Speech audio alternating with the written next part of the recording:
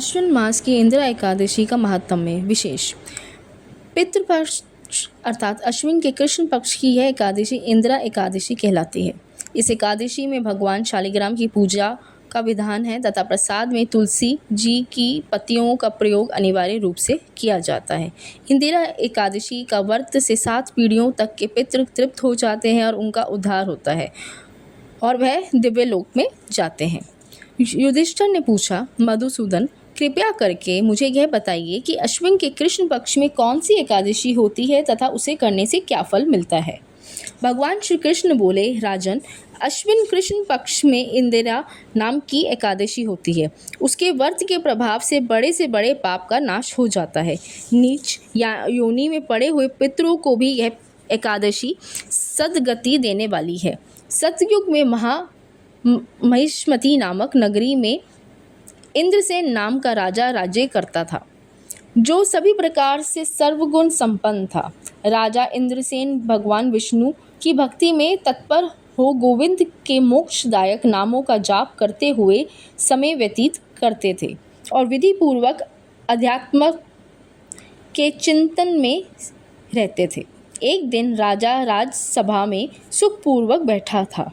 इतने में ही देव ऋषि नारद आकाश से उतरकर वहां पहुंचे।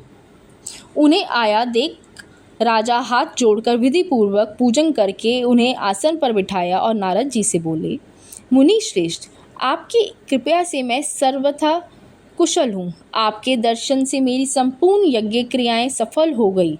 देव ऋषि अपने आगमन का कारण बताकर मुझ पर कृपा करें। नारद जी ने कहा, हे राजन, मुझे एक महान आश्चर्य हो रहा है कि एक समय जब मैं ब्रह्मलोक से यमलोक को गया था तो उस जगह यमराज की सभा के मध्य में मैंने तुम्हारे पिताजी को बैठे देखा था। तुम्हारे पिता महाज्ञानी, दानी तथा धर्मात्मा थे। वह एकादशी का व्रत खंडित होने से यमलोक को गए हैं। तुम्हारे पिता ने मुझे से तुम्हारे लिए एक समाचार भेजा है कि यदि मेरा पुत्र इंद्रसेन अश्विन मास के कृष्ण पक्ष की इंदिरा एकादशी का व्रत करे और उस व्रत का फल मुझे दे दे तो मेरी मुक्ति हो जाएगी और इस लोक से छूटकर मैं स्वर्गलोक में वास करूंगा। तब राजा ने नारद जी से ऐसे समाचार को सुना तो उसे महान दुख हुआ और इंदिरा एकादशी के व्रत की विधि पूछने लगा कि हे नारद जी, अब मुझे आप एकादशी के व्रत की विधि बतलाइए। इस पर नारद जी बोले, हे राजन, अश्विन मास की कृष्ण पक्ष की दशमी के दिन प्रातःकाल श्रद्धा सहित स्नान करना चाहिए। इसके पश्चात दोपहर को भी स्नान करना चाहिए। उस समय जल से निकलकर श्रद्धापूर्वक पितरों का श्राद्ध करें और उस दिन एक समय भोजन करें और रात्रि को पृथ्वी पर शयन करें।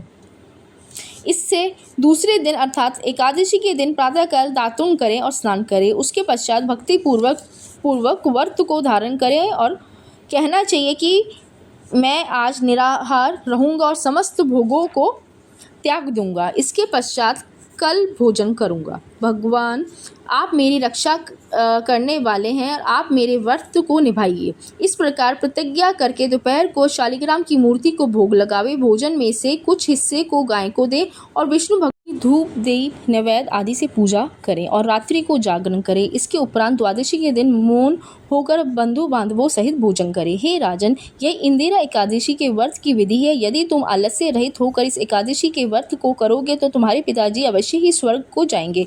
महर्षि नारद राजा को जब उपदेश देकर अंतर ध्यान हो गए, तब राजा ने इंदिरा एकादशी के आने पर उसका विधि पूर्वक व्रत किया। बंधु बांधवों सहित इस व्रत के करने से आकाश से पुष्पों की वर्षा हुई और राजा का पिता यमलोक से गरुड़ पर चढ़कर स्वर्ग को गया। राजा इंद्रसेन की भी एकादशी के व्रत के प्रभाव से इस लोक में सुख भोगकर अंत में स्वर्गलोक को गए। श्री कृष्ण भगवान कहने लगे कि हे धर्मराज युधिष्ठिर, यह मैंने तुम्हारे सामने इंदिरा एकादशी का महात्म्य में वर्णन किया। जो मनुष्य इस कथा को पढ़ता व सुनता है उसके समस्त पाप नष्ट हो जाते हैं और अंत में स्वर्गलोक में स्थान पाता है। टैरो डॉक्टर चैनल देखने के लिए धन्यवाद।